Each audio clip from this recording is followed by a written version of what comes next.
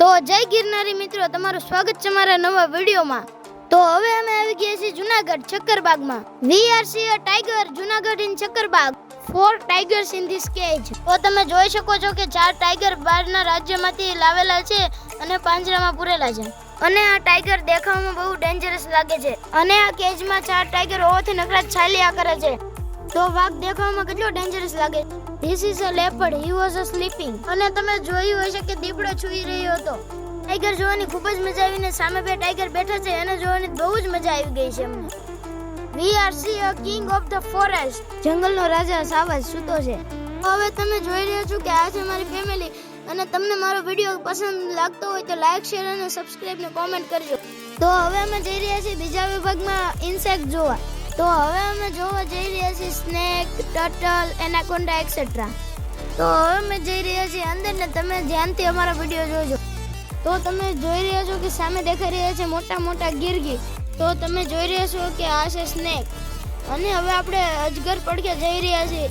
અહીંયા સૌથી મોટા અને વિશાળ અજગર જોવા મળે છે। તો હવે આપણે આવી ગયા છીએ પક્ષીઓના વિભાગમાં।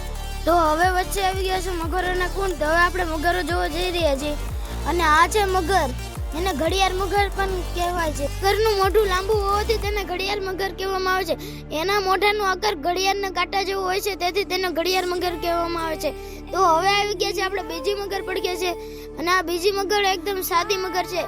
તે સુવાનું નાટક કરીને પોતાના શિકારને મોંમાં ઝડપી લે છે અને આ કુંડમાં તમે જોઈ રહ્યા છો કે 5 ઘડિયાળ મગર છે। તો હવે આપણે આગળ જઈ રહ્યા છીએ અને હવે આવી ગયા છે પક્ષીઓના વિભાગમાં।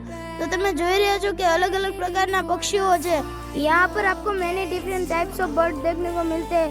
यहाँ पर देशी और विदेशी बने प्रकारना पक्षियों जोवा मळे छे। यहाँ के बर्ड्स के लिए नेचुरल हैबिट जैसे माहौल बनाने की पूरी कोशिश की गई है। पक्षियों ने રહેવા માટે અહીં ખૂબ જ સુંદર અને કુદરતી વાતાવરણ બનાવવામાં આવ્યું છે જેથી તેઓ આરામથી રહી શકે છે। अगर आप यहाँ जाएंगे तो colourful parrots, Majestic, peacocks and various water bird देख पाएंगे। તમે અહીં ખાસ કરીને પોપટ, મોર અને વિવિધ પ્રકારના જલચર પક્ષીઓને નિહાળી શકો છો। यह जगह किड्स एंड स्टूडेंट के लिए बहुत अच्छी है। બાળકો માટે આ ખૂબ જ શૈક્ષણિક જગ્યા છે જ્યાં તેઓ પક્ષીઓ વિશે ઘણી નવી વાતો જાણી શકે છે। ચક્કરબાગ કન્વર્સેશન में बहुत बड़ा रोल प्ले करता है। વન્યજીવ સંરક્ષણ માટે આ એક ખૂબ જ મહત્વનું સ્થળ હતું। હવે અમે પહોંચી ગયા છીએ ભવનાથ। દેખાઈ છે તે ભવનાથ તળેટી છે અને તમે જોઈ શકો છો કેવા મસ્ત ગિરનારના ડુંગરા છે। તો તમે જોઈ રહ્યા છો આ છે જૈન તીર્થ મંદિરો, ખૂબ જ મસ્ત મજાના છે। અમે જોવાની ખૂબ જ મજા આવી। હવે અમે જઈ રહ્યા છીએ નીચે। તો હવે અમે નીચે જઈને તમને મળીશું। તો હવે અમે નીચે પહોંચી ગયા છીએ અને તમે નીચેથી ગિરનારનો નજારો જોઈ શકો છો કેવો સુંદર અને મસ્ત છે ગિરનારનો નજારો। તો ફોટો વિડીયોગ્રાફી કરીને અમે નીચે વેલણ બાપાની જગ્યાના દર્શન કરીને નીકળી જઈશું ઘેરે। તો તમે જોતા રહેજો મારો આ વ્લોગ ને નવા વ્લોગમાં આપણે મળશું। તો જય ગિરનારી, જય વેલનાથ બાપા।